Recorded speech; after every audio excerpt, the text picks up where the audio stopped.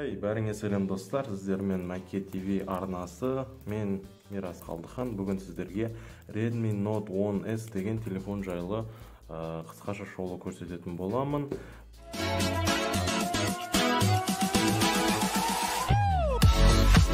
Онда біз Sanmi дүкенінен алдық. Бұл дүкенде бұл телефонның бағасы 89.500 теңге болды. Басқа Сулпак, Технодом деген сияқты дүкендерге қарағанда бұл арзанырақ. Ол жақта олар 100 мыңнан басталып тұр. Сондықтан Sanmi'дан арзан болғасын алдық. Бұл Sanmi'нің рекламасы емес, негізі айтып отырмын. Осыны өздеріңіз интернеттен қарап көрсеңіздер болады.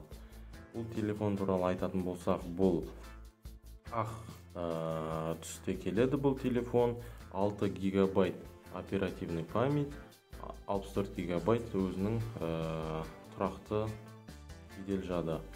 Бұл жерде бізде быстрый зарядка, яғни тез қуаттау режимі бар. 33 ваттық процессоры Helio G90 немесе 95, екеуінің біреуі, точно есімде жоқ. Ашайық. Бұл телефон ашылған. Сіздерге бүйтіп көрсетейін. Мынау телефонның несі. Алып тастайын.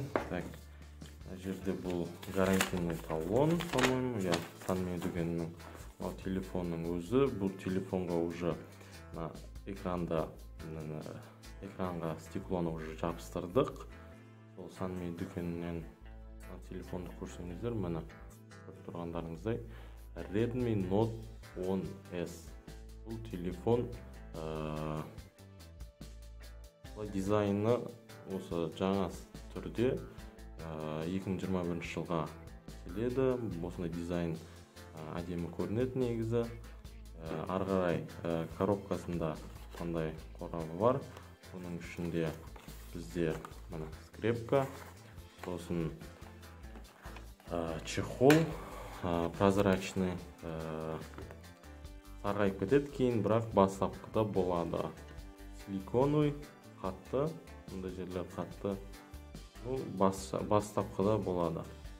Сосын мануфактура дейма, гарантийный талон, там инструкция сондай, бұл керек емес бізге. Неға салып қоя салайық. Бізге қызықтыратыны блок питания. Бізде бұл көріп тұрсаңыздар, мына жерде 33 ватт максимально жаңағы быстрый зарядка поддержкасы бар. Және де провод, мен ашып өзім қайттан салғаннан кейін дұрыс емес салдым. USB Type-C. Бұл қызықты особо ештеңе жоқ. Бұларды алып қояйық. Енді телефон өзіне келетін болсақ, телефон сыртын қарасаңыздар, бұл жерде бізде телефонда 4 камерасы бар. Мынау негізгі, сосын 2 қосымша, и төртіншісі бұл ультра широкоугольный деген кең бұрышты камера, 8 мегапиксельді. Ең бастапқы камерасы 64 мегапиксельді, қалған екеуі 2 мегапиксельден. Біреуі макро, біреуі портретный режимді түсіруге көмектеседі. Мына жерде вспышка, одинарный екен.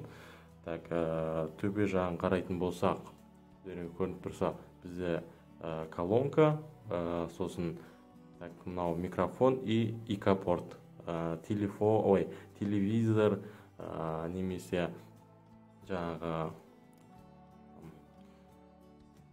сондай устройстволарды қолдануға арналған. Колонка, мысалы кондиционер деген сияқты. Аст жағынан қарасаңыздар 3,5 миллиметрлі мини-джек, наушникқа арналған тағы микрофон, USB Type-C порты, тағы да жаңағы колонка.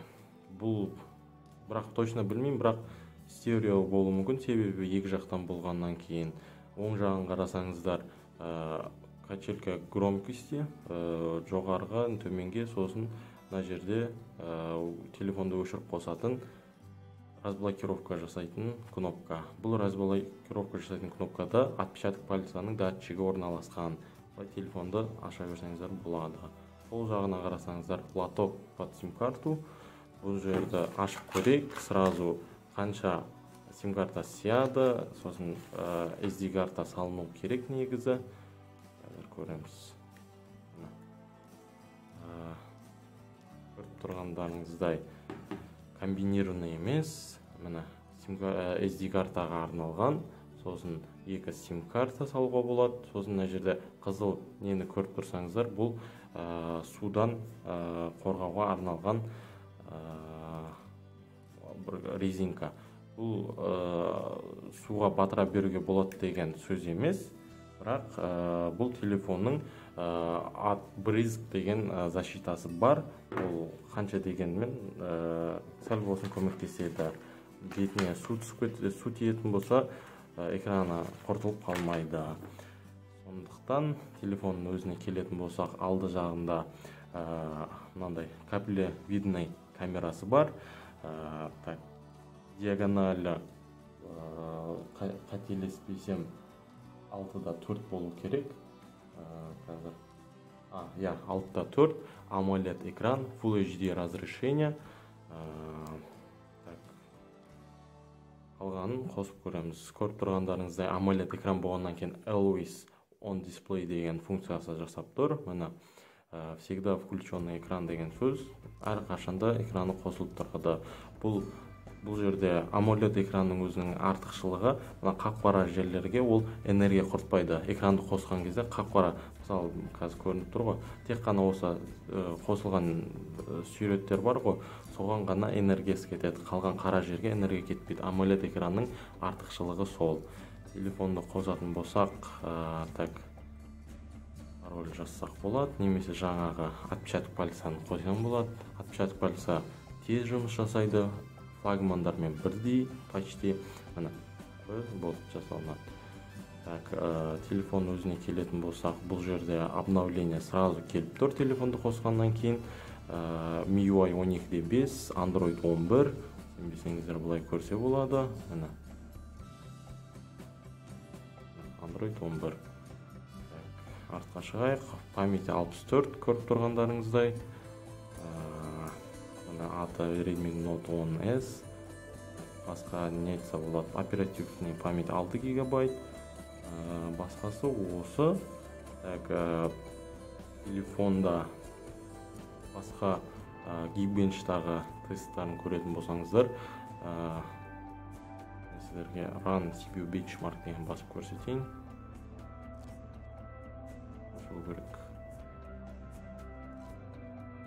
Бұған интернет керек деп тұр, қазір интернет жұмыс жасамай тұр, Wi-Fi.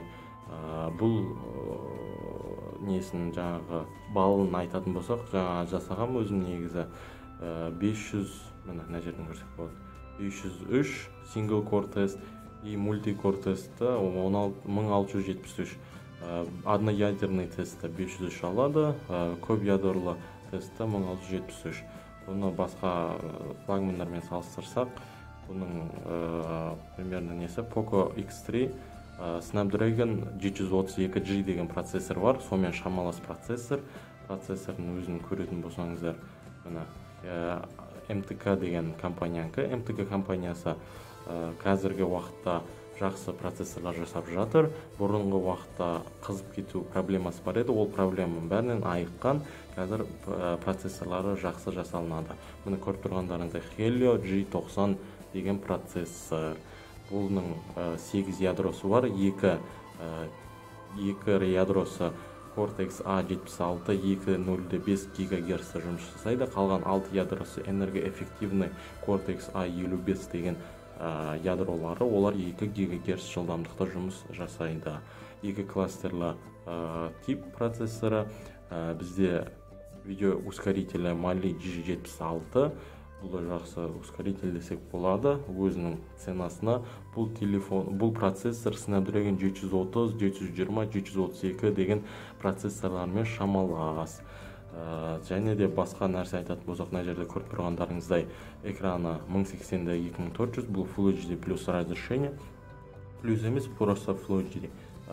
Сосын плотность пикселей деген 409 dpi, сосын озуы 6 гигабайт, босы қазір 3 гигабайттай бос тұр, 64 гигабайт памяті, 48-і бізге доступна қалғаны система алып тұр. Басқа айтатын нәрсе, батареясына келетін болсақ, бұл жерде 5000 миллиамперлік батарея, ол көпке жетеді. Негізі 2 күнге жету керек. Біз так батареясын тестін кейін жасап жатармын. Бұл экран 60 герцті, сондықтан батареясы көп кетпейді. Сондықтан 2 күнге орташа қолданған кезде спокойно жету керек. Ал күні азынан кешке шейін телефонда ойнап, видео көріп тоқтамайтын болатын болса, кешке дейін міндетті түрде жететін болады. Енді камерасына келетін болсақ, бізде фронтальный камерасы 20 мегапиксель болу керек, артқы камерасы 64 мегапиксель мен 64 деген мегапиксель деген режимі бар. Осына бүйтіп түсіріп көрсетейін, сіздерге потом фотоны неге шығарып беремін, видеоға. Так, бұлай астында неше түрлі режимдар бар. Видеосы бізде 4К 30 FPS түсіре алады, негізгі камерасы. Ал қосалқы камерасы жаңағы сверхширокоугольник тек қана 1080-30 FPS түсіре алады.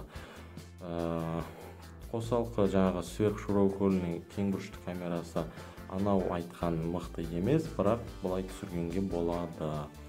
Видео мен фотоларды, примерларын осы видеоға соңына жалғап қоямын. Сол кезде көрсеңіздер болады. Фотосы негізі 64 мегапиксель күндізгі күні жақсы фото жасайды, ал кешке оның жақсы фото жасайды деген ойда емеспін. Мына ночь деген режимін қосып фотоларды көрсеңіздер болады. Бұл негізгі айтатын нәрсе. Одан артық айтатын нәрсе жоқ. Видеоны көргендеріңізге рахмет. Осы видео ұнаса лайк басыңыздар. Осыған ұқсас басқа телефондарға обзор жасау керек болса комментария жазыңыздар.